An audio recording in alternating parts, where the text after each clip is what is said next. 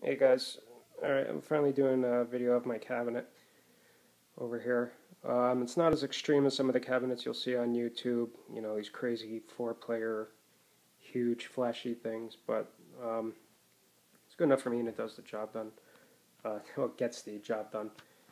So, let me go over the hardware and then I'll make a second part of the video for the software. So, it's a modern cabinet. It's slim.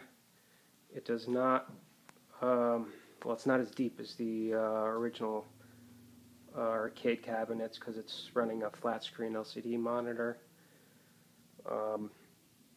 The kit actually, it comes now with an option. You can get a light up marquee in the coin door, and they kind of do all that for you. My kit was one of the originals, so it came with this. This was like all wood, and it just said Xtension Arcade. It was really ugly looking. So I got a saw and a marquee light, and kind of made my own marquee light box. I got the retainers from Suzo Hap. The marquee was printed out by Lucian at the HyperSpin forums. He did a great job. And it's sandwiched in between two pieces of plexi glass. Over here, this probably just looks like a mirror to you guys, but I took out the original clear plexiglass bezel they give you and substituted it with a smoked piece of Lexan. I got this guy to cut it for me on eBay, and he shipped it to me for 20 bucks.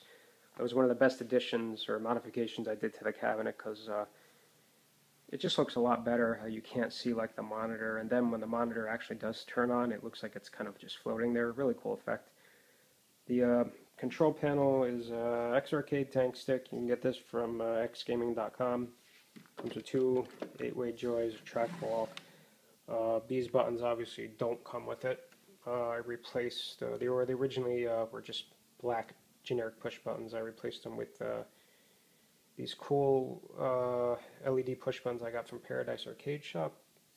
And there's LEDs that light them up, controlled by two LED whiz boards that I stuffed in here. I got those from Groovy Game Gear. So all the buttons light up, and LED Blinky is the software that's controlling all the designs you're going to see when I boot it up. So over here, this flips down, and there's your keyboard in case you need to do any editing of the front end. And this, I originally wasn't going to get this because some of these emulators actually come with a Scanline filter, but I kind of wanted some hardware because the emulators that don't, they just don't look right because the cabinet's running 640 by 480. So the Scanline Generator I got from arcadeforge.de, it adds these nice thick scan lines to the LCD monitor. So I have scan lines going across all the games. Here's my coin door I added. It is fully functional. All my quarters over there. So this is running to the tank stick encoder. And then inside here they kind of give you a lot of room.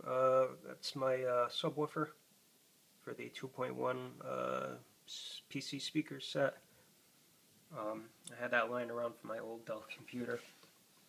And this is the computer I'm currently using. This is the heart of the system.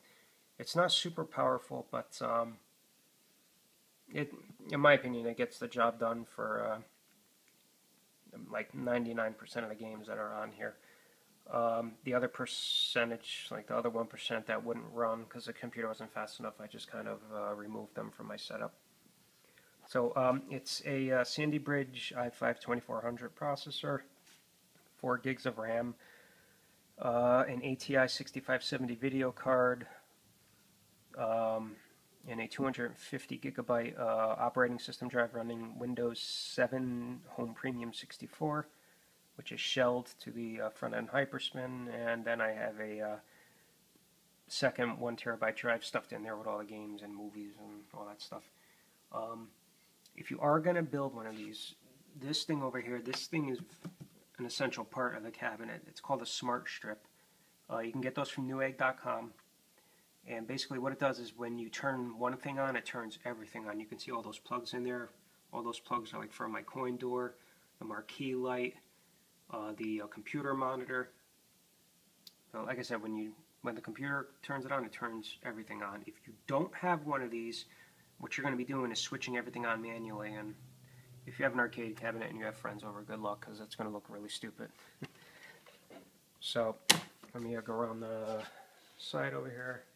These are my light phasers I got. I originally wasn't going to get these, but playing the light gun games on MAME with the trackball there wasn't cutting it. So I got these from arcadeguns.com. They have the aim track cameras in them, which is these are some of the best guns you can get. They're very accurate.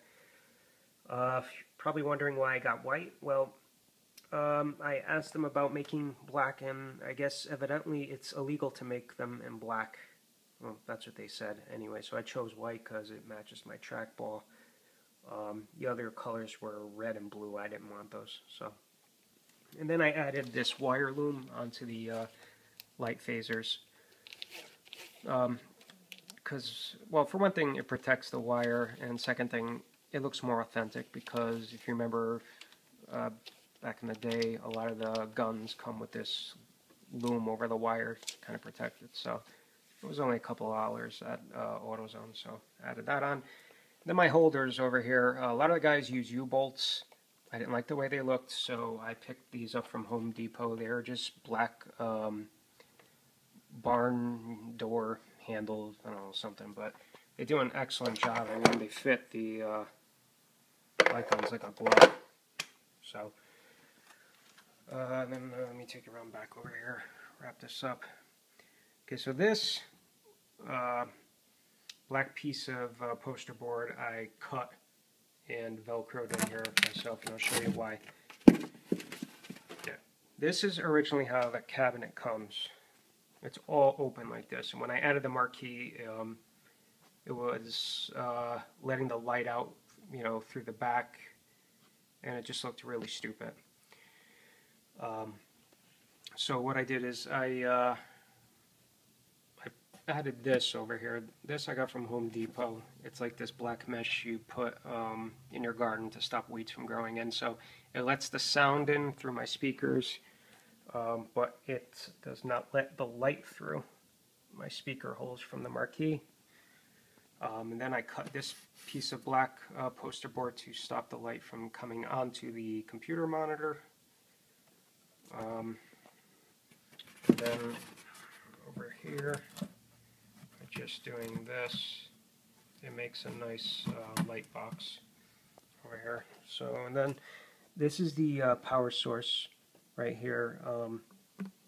I got like a gloss black faceplate from Home Depot. I got the volume knob from Radio Shack, which is wired into the computer speakers, and then that's the arcade power button. That was one of the buttons on the that originally came with the control panel, the tank stick. So I used one of those, just a normally open switch, so you press that and everything turns on. So I'm going to go on to part 2 now. So stay tuned.